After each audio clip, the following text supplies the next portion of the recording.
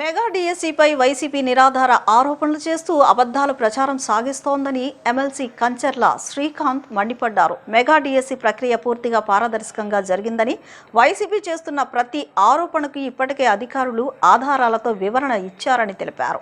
మంత్రి నారా లోకేష్కు జాతీయ అంతర్జాతీయ స్థాయిలో వస్తున్న గుర్తింపును చూసి ఓర్వలేకనే జగన్ బురద జల్లే రాజకీయాలు చేస్తున్నారని విమర్శించారు.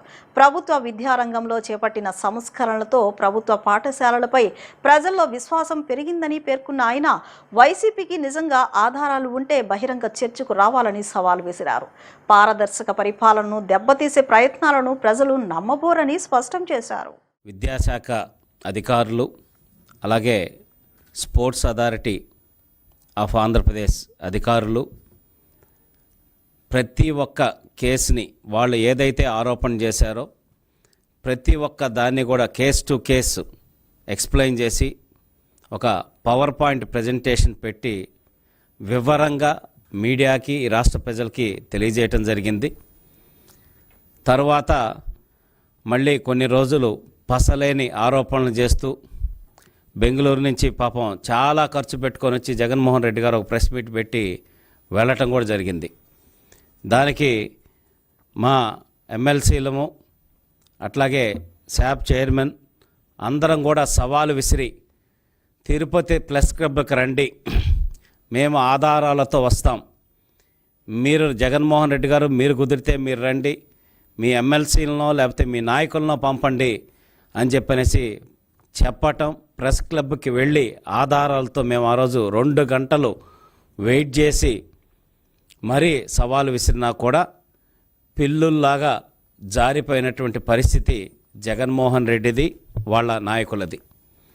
ఈరోజు రాష్ట్రంలో విద్యాశాఖ ద్వారా జరుగుతున్నటువంటి అభివృద్ధి,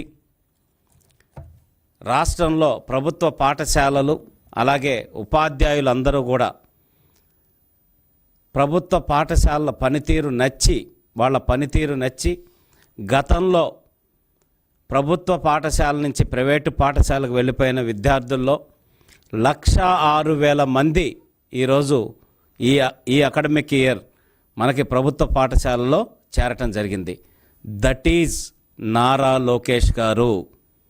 నారా లోకేష్ గారు ఒక నిబద్ధతతోటి ఈ విద్యాశాఖని ఏ విధంగా నడుపుతున్నారు అనే దానికి ఉదాహరణే ఈరోజు 106,000 మంది పిల్లలు ప్రైవేటు పాఠశాలలు వదిలి ప్రభుత్వ పాఠశాలకు వచ్చారంటే సక్సెస్ ఏంటనేది అంతకు మించి ఇంకేది ఉదాహరణ అవసరం లేదని చెప్తా ఉన్నాం.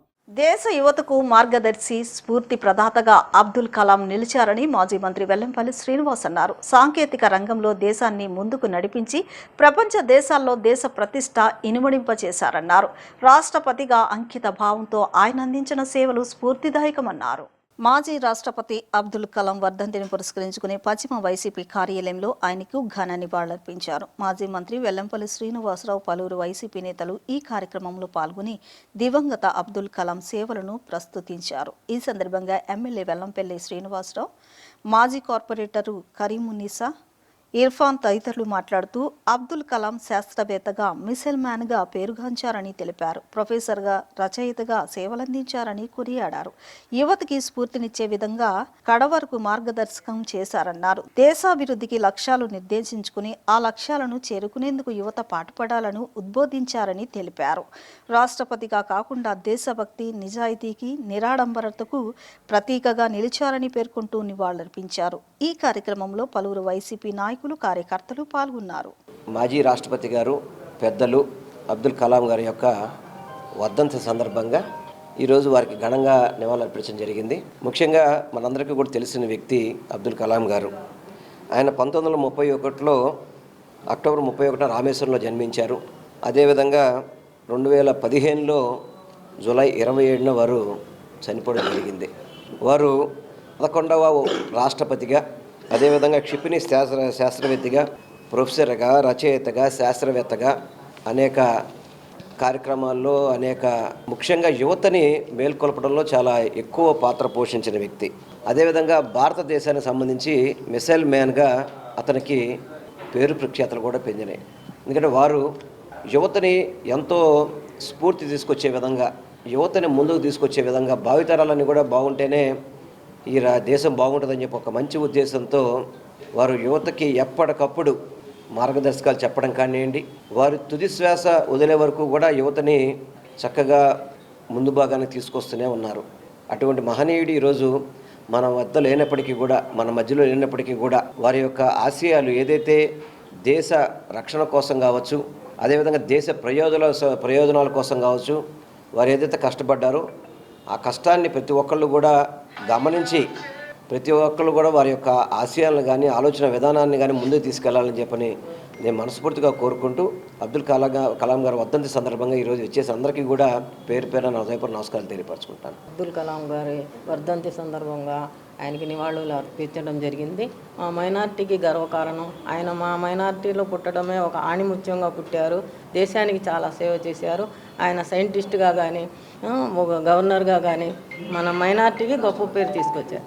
ఆయన ఆత్మకు శాంతి జరగాలని కోరుకుంటున్నాను. కలాం గారి వర్ధంతి సందర్భంగా ఈరోజు ఘనంగా నిర్వహించడం జరిగింది.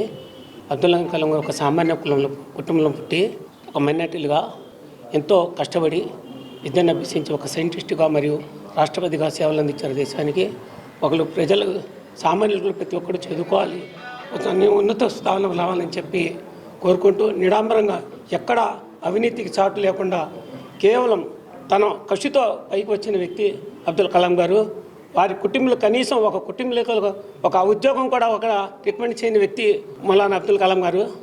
అటువంటి వ్యక్తిని బీజార్ అబ్దుల్ కలాం గారి వాళ్ళ నిర్మాణంలో రచించడం సంతోషకరంగా ఉంది. అటువంటి వ్యక్తి మన దేశంలో పుట్టడం, వారి సేవలను అందించడం చాలా సంతోషకరమైన విషయం. ఈరోజు అబ్దుల్ కలాం గారి వర్ధంతి సందర్భంగా మా పశ్చిమ నియోజకవర్గం బ్రాహ్మణ వీధిలోని వెల్లంపల్లి గారి ఆఫీసులో మా మాజీ మంత్రివర్యులు వెల్లంపల్లి గారి ఆధ్వర్యంలో ఈ కార్యక్రమం నిర్వహించదగింది. మాకు ఎప్పుడు కూడా రాష్ట్రపతిగా అని కాకుండా యువతకి ఎంతో చేయూతగా వాళ్ళకి ఆదర్శంగా నుంచున్న ఏపీజే అబ్దుల్ కలాం గారు చాలా మైనార్టీల పట్ల కానీ అందరి పట్ల ఒకే విధంగా దేశాన్ని ఫస్ట్ ప్రేమిస్తూ ఆయన దేశం పట్ల మనం ఎప్పుడు ముందుండాలి యువత అనేది ఒక ఆలోచనతో వెళ్ళారు.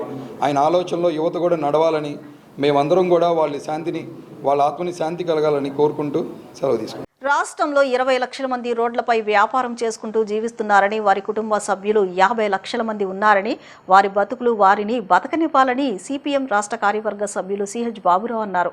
విజయవాడలో 400 రోడ్లపైన వ్యాపారాలు చేసుకోవద్దని నిబంధనలు పెడుతున్నారని, దీనివల్ల ఉపాధి దెబ్బతిని చిన్నవాళ్లు నాశనం అవడమే కాదు, సామాన్యులు కూడా చౌకగా వస్తువులు దొరకకుండా పోతాయని అన్నారు. కేంద్రంలో ఉన్న మోదీ ప్రభుత్వం, ఇక్కడి కూటమి ప్రభుత్వం మాట తప్పి చిన్నవారిని ఆదుకునే పరిస్థితే లేదని, అందుకనే హాకర్స్ రోడ్డు ఎక్కాల్సిన పరిస్థితి వచ్చిందన్నారు. హాకర్ల ఉపాధి దెబ్బతీసే జోన్లు విధానం రద్దు చేయాలని కోరుతూ విజయవాడ హాకర్స్ అండ్ తోపుడు బండ్లు యూనియన్ ఆధ్వర్యంలో కలెక్టర్ కార్యాలయం దగ్గర ధర్నా కార్యక్రమం నిర్వహించారు. ఈ ధర్నాలో హాకర్లు పాల్గొని జోన్ల విధానం రద్దు చేయాలని, అధికారుల వేధింపులు ఆపాలని ప్లకార్డులు ప్రదర్శిస్తూ నినాదాలు చేశారు. అనంతరం దోనేపూడి కాశీనాథ్ హాకర్ల సంఘం నాయకులు పీజీఆర్ఎస్ లో కలెక్టర్ లక్ష్మీశాను కలిసి వినతి పత్రం అందజేశారు. ఈ సందర్భంగా సిపిఎం రాష్ట్ర కార్యదర్శి వర్గ సభ్యులు సిహెచ్ బాబురావు మాట్లాడుతూ విజయవాడలో 400 రోడ్లపైన వ్యాపారాలు చేసుకోవద్దని నిబంధనలు పెడుతున్నారని, దీనివల్ల ఉపాధి దెబ్బతిని చిన్నవాళ్లు నాశనం అవటమే కాదు, సామాన్యులకు కూడా చౌక వస్తువులు దొరకకుండా పోతాయని అన్నారు. ప్రజలు పెద్ద పెద్ద కంపెనీల్లోకి వెళ్లి కొనాలా, ఇదేనా మీ విధానం అని ప్రశ్నించారు. హాకర్లను అడ్డుపెట్టుకుని నాయకులు, ప్రజాప్రతినిధులు కోట్ల రూపాయలు దండుకుంటున్నారని అన్నారు. రోడ్డు మీద ఉన్న వారిని కూడా పీకు తింటున్నారని చెప్పారు. పోలీసులు పెట్టి కేసులు పెట్టి జరిమానాలు వసూలు చేస్తున్నారని తెలిపారు. కేంద్రంలో ఉన్న మోడీ ప్రభుత్వం, ఇక్కడ కూటమి ప్రభుత్వం మాటల తప్పు చిన్నవారిని ఆదుకునే పరిస్థితి లేదని, అందుకనే హాకర్లు రోడ్డు ఎక్కాల్సిన పరిస్థితి వచ్చిందన్నారు. ఇప్పటికైనా వాళ్ళ బతుకులు వాళ్ళని బతకనివ్వాలని, వీలైనంత సహాయం చేయాలని కోరారు. సిఐటియు నాయకులు దోనేపూడి కాశీనాథ్ మాట్లాడుతూ సన్న, పేద, మధ్యతరగతి వారి జీవనాన్ని దెబ్బతీయడానికి జోనల్ విధానాన్ని ప్రవేశపెట్టిందని, ఈ జోనల్ విధానం తప్పు అని తాము మొదటి నుంచి చెప్తున్నామన్నారు. జనవాసాల మధ్య జనం తిరిగే చోటే కొనుగోలు చేసే చోట వీధి విక్రయదారులు, చిన్న వ్యాపారులను అనుమతించాలని సుప్రీంకోర్టు తీర్పు ఇచ్చిందన్నారు. వారికి మౌలిక సదుపాయాలు కల్పించాలని చెప్పిందన్నారు. సుప్రీంకోర్టు తీర్పు కాదని జోనల్ విధానాన్ని తీసుకొచ్చారని చెప్పారు. చిన్న వ్యాపారులను దోచుకోవడానికి తిమింగ్లాలు బయలుదేరాయన్నారు. ప్రభుత్వం వీధి విక్రయదారులు పొట్టకొట్టే రెడ్ జోన్ విధానాన్ని ఎత్తివేయాలని, అప్పటి వరకు తమ పోరాటం ఆగదని హెచ్చరించారు. కూటమి ప్రభుత్వంలో 20 లక్షల మందికి కొత్త వాళ్ళకి ఉద్యోగాలు ఇస్తున్నాం అన్నారు. ఉద్యోగాలు ఇచ్చింది లేదు. సొంత కాళ్ళ మీద బతుకుతున్నటువంటి వీధుల్లో వ్యాపారం చేసుకుని బతికే చిరు వ్యాపారుల పొట్టగొడతా ఉన్నారు ఈ ప్రభుత్వం. కార్పొరేట్ కంపెనీలకి ఎకరం భూమి 99 పైసలకే ఇస్తున్నాడు చంద్రబాబు నాయుడు గారు, లోకేష్ గారు. వీళ్ళు భూమి అడగట్లా. మేము ఎప్పటి నుంచో వ్యాపారం చేసుకున్న రోడ్ల మీద కనీసం వ్యాపారం చేసుకోమన్నారు. ఇందులో లక్షల మంది బతుకుతున్నారు. రాష్ట్రంలో సుమారుగా 20 లక్షల మంది, అంటే వాళ్ళ కుటుంబ సభ్యులతో కలిపి 50 లక్షల మంది ఉన్నారు. వాళ్ళందరూ బతకడానికి ఏం అడుగుతున్నారు? గుర్తింపు కార్డు ఇమ్మంటున్నారు, వీలైతే లోన్ ఇమ్మంటున్నారు, వాళ్ళ బతుకు వాళ్ళ బతకనిమ్మంటున్నారు. అది లేకుండా విజయవాడలో 400 రోడ్లు పైగా అమ్మకానికి కుదరదనంటే ఎలా సాధ్యమవుతుంది? ఈ రెడ్ జోను లేకపోతే గ్రీన్ జోన్లు కాదు, ఇవాళ ఎల్లో జోన్. ఏంటది ఎల్లో జోను? వాళ్ళు చెప్పిన చోట అధికార పార్టీ నేతలు వాళ్ళకు డబ్బులు ఇస్తే వ్యాపారం చేసుకోవాలి. చిన్నవాళ్ళు కూడా పొట్టగొట్టి కోట్లు గడించాలని నాయకులు కుట్ర పన్నుతున్నారంటే, దానికోసం కలెక్షన్లు చేస్తారంటే ఇంతకంటే సిగ్గుమాల లేదు. గత ప్రభుత్వం ఎలాగ చేసి వాళ్ళు దిగిపోయారు. ఇప్పుడు వీళ్ళు సంపాదించే సంపాదన కూడా నాయకులకి అధికారులకి ఇవాళ వాళ్ళకి లంచాలు ఇవాళ కోట్లు గడిస్తున్నారు. అయినా చంద్రబాబు నాయుడు గారు, లోకేష్ గారు మీ నాయకులు ఎలా చేస్తా ఉంటే ఎందుకు మాట్లాడరు? అంతేకాదు, ఇవాళ ఉన్నటువంటిది ఎవరికి ఇస్తున్నారు లోన్లు? కేంద్ర ప్రభుత్వం ముద్రా లోన్ అన్నారు, ఇవాళ ఇంకో కొత్త పథకం పెట్టామన్నారు. ఈ పథకాలేవి లోన్లు పెద్దోళ్ళకి తప్ప చిన్నోళ్ళకి ఎవరికి లోన్లు వచ్చేది లేదు. ఇవాళ ఉన్న సంపాదన మొత్తం ఆఖరికి చెప్పాలంటే పిటి కేసుల పేరుతో నెలకి 300 నుండి 500 రూపాయలు పెనాల్టీలు కట్టాలి. ఈ మొత్తం చూస్తే ఇవాళ సంవత్సరానికి 5-6 వేల రూపాయలు గవర్నమెంట్ ఇచ్చేది లేదు, ఎదురు కట్టాలి. ఏదైనా బైక్ పెట్టాలంటే ఉన్నది కూడా చేయడానికి భయపడతా ఉన్నారు. ఏ సమస్య? అందుకే వాళ్ళు వీధి వ్యాపారులందరూ రోడ్డెక్కారు. వాళ్ళ ఆందోళనకి సిపిఎం పార్టీగా మేము కూడా సంపూర్ణమైన మద్దతు తెలియజేస్తాం. 20 ఏళ్ల కిందటో 25 ఏళ్ల కిందటో వచ్చినటువంటి దీన్ని ఇప్పుడు మళ్ళీ ముందుకు తీసుకొచ్చి ఆకర్ష బ్రతుకు తెరువుని దెబ్బతీసేదానికి, ఆకర్ష పొట్టగొట్టేదానికి ప్రయత్నాలు జరుగుతూ ఉన్నాయి. 417 సెంటర్స్ ని రెడ్ జోన్ అని చెప్పనేటువంటిది పెట్టారు. ఈ 417 కేంద్రాలు కూడా రెడ్ జోన్ అని చెప్పనంటే అక్కడ ఎటువంటి వ్యాపారాలు, చిరు వ్యాపారాలు చేసుకోవటానికి వీల్లేదని చెప్పనేటువంటిది దాని అర్థం. అంబర్ జోన్ అంటే ఉదయం 7 to 9 వరకే పరిమితమై వ్యాపారం చేసుకోవాలి. అంటే 9 తర్వాత వ్యాపారం చేసుకోవటానికి వీల్లేదు. ఆకర్ష దగ్గర కొంటారు తప్ప 9 లోపు అయితే 9 తర్వాత జనం ఉంటారా అని చెప్పనేటువంటి అడుగుతున్నాం. మెడమే తలకాయనోడు ఎవడో ఈ జోన్ల విధానాన్ని ప్రోత్సహించడం గాని, ఆమోదించడం గాని, అమలు జరపడం గాని చేయడు. కానీ దురదృష్టం ఏంటంటే దొనపో తిరిందంటే దోండగట్టే మన తన్నంగా ప్రభుత్వాలు ఈ రకమైనటువంటి పద్ధతుల్లో దీన్ని చూసి ఈ జోనల్ సిస్టాన్ని అమలు జరిపేదానికి ప్రయత్నం చేస్తా ఉన్నాయి. అందుకనే జోన్ సిస్టమ్ అని చెప్పనేటువంటిది, రెడ్ జోన్ అని చెప్పనేటువంటిది ఎత్తేసేయాలని చెప్పనేటువంటిది మేము కోరుతా ఉన్నాం. సిఐటియు ఆకర్ష్ యూనియన్ తరఫున రెడ్ జోన్ అని చెప్పనేటువంటిది అమలు జరగడానికి వీల్లేదు.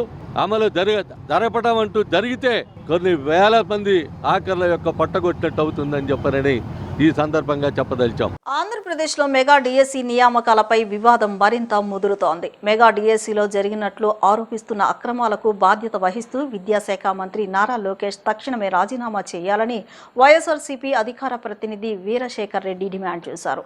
DSC paper leakage, data delete, merit list మాయం సహా అన్ని అంశాలపై సిట్టింగ్ జడ్జ్ పర్యవేక్షణలో లేదా సిబిఐతో సమగ్ర విచారణ జరిపించాలని ఆయన కోరారు.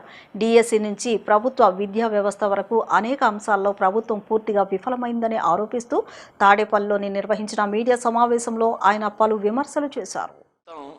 ఎంతలా రగిలిపోయింది అనేది కూడా మీడియా మిత్రులందరూ గమనించారు. అదేవిధంగా తెలుగు రాష్ట్ర ప్రజలందరూ కూడా గమనించినటువంటి అంశం. సో నీట్ పేపర్ ఉదంతం అంశంలో నైతిక బాధ్యత తీసుకుంటూ కేంద్ర విద్యాశాఖ మంత్రిగా ఉన్నటువంటి ధర్మేంద్ర ప్రధాన్ ఆ పదవికి రాజీనామా చేయడం కూడా జరిగింది. ఇది జన్జీ యువత సాధించినటువంటి విజయంగా దేశం మొత్తం కూడా పొగుడుతా ఉంది. ఇక అదే ఎన్డీఏ అయినటువంటి ఆ ఎన్డీఏ కూటమిలో భాగస్వామిగా ఉన్నటువంటి తెలుగుదేశం పార్టీ ప్రధాన పార్టీగా ఉన్నటువంటి ఆంధ్రప్రదేశ్లో నారా చంద్రబాబు నాయుడు గారి యొక్క సుపుత్రుడైనటువంటి నారా లోకేష్ శాఖ నిర్వహించినటువంటి డిఎస్సిలో అంతకు మించినటువంటి అక్రమాలు జరిగితే ఏ ఒక్కరు కూడా నోరెత్తట్లేదు. ఎంత దుర్మార్గమైన పరిస్థితి అంటే ఈ 2025 మెగా డిఎస్సి అంటే పేపర్ లీక్లు, డేటా డిలీట్లు, మెరిట్ లిస్టులు మాయం తప్పితే ఎక్కడా కూడా పారదర్శకంగా జరిగినటువంటి పరిస్థితి మనం చూడలేదు.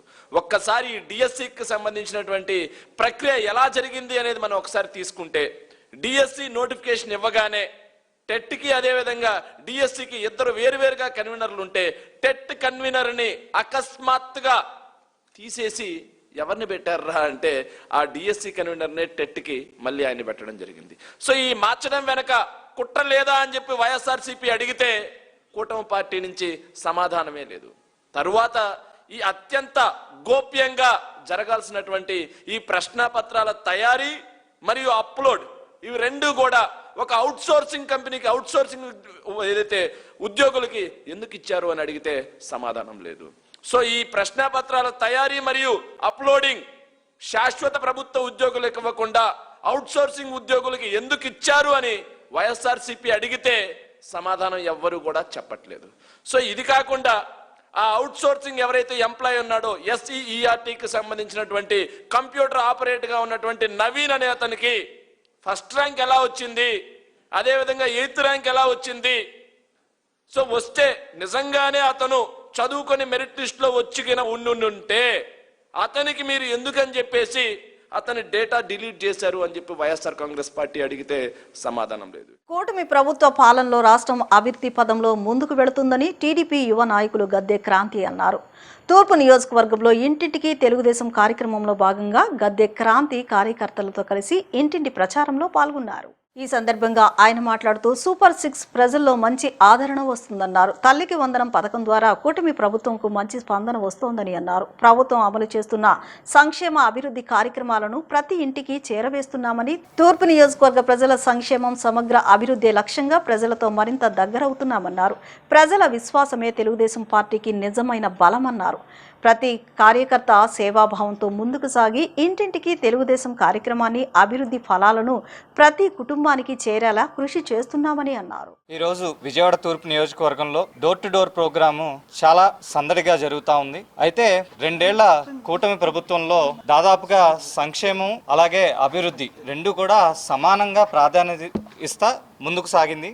ఈరోజు మేము ఇక్కడ ప్రజలందరినీ కలిసి వారి క్రమశిక్షణతో వారి ఆనెస్ట్ ఫీడ్బ్యాక్ అడగడానికి చంద్రబాబు గారు ఈ కార్యక్రమం పెట్టడం అనేది జరిగింది. అయితే మాకు ఈ రోజు వచ్చిన ఫీడ్బ్యాక్ ఏంటంటే అందరూ చెప్తా ఉన్నది ఏంటంటే అన్ని వర్గాలకి, యువతకి ఎలాగైతే ఉద్యోగాల కోసం, పెట్టుబడులు తేవడం కోసం నిరంతరం కృషి చేస్తూ ఉన్నారు. అది కనిపిస్తూనే ఉంది. దాదాపుగా చాలా మంది యువతకి కొత్త ఉద్యోగాలు రావడం జరిగింది. దాంతోపాటు రోడ్లు కానీ, డ్రైనేజీలు కానీ, అలాగే వాటర్ డిస్ట్రిబ్యూషన్ కానీ అన్ని మౌలిక సదుపాయాలు కూడా అందరికీ అందుతున్నాయని, ఇంకా అభివృద్ధి జరుగుతూ ఉందని, కళ్ళ ముందు కనిపిస్తూ ఉందని ప్రజలు చెప్తా ఉన్నారు. అలాగే సంక్షేమానికి వస్తే పెట్టిన ప్రతి పథకం కూడా అందరికీ అందుతా ఉందని ఎంతో సంతోషంగా ఉన్నారు. మొన్నటికి మొన్నే తల్లికి వందనం పడటంతో అందరూ కూడా, తల్లులు కూడా చాలా ఆనందం వ్యక్తం చేయడం జరిగింది. మన ఎన్డీఏ కూటమి ప్రభుత్వం 2 సంవత్సరాలు విజయోత్సవం పూర్తి చేసుకుని మరి 2 సంవత్సరాల కాలంలో మరి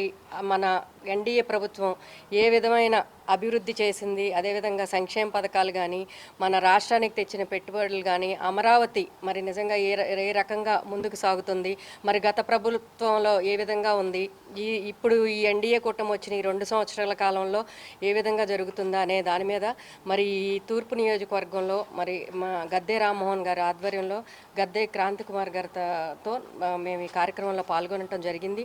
ప్రతి ఒక్కళ్ళు మరి తిరిగి ప్రతి ఇంటికి వెళ్ళినప్పుడు ప్రతి ఒక్కళ్ళు చాలా ఆనందంగా మరి ఈ ఎన్డీఏ కూటమి ప్రభుత్వమే ఇంకా ముందు కూడా కొనసాగాలి, అప్పుడే మన రాష్ట్ర భవిష్యత్తు, మన యువత భవిష్యత్తు బాగుంటుందని చాలా సంతోషాన్ని వ్యక్తపరుస్తున్నారు.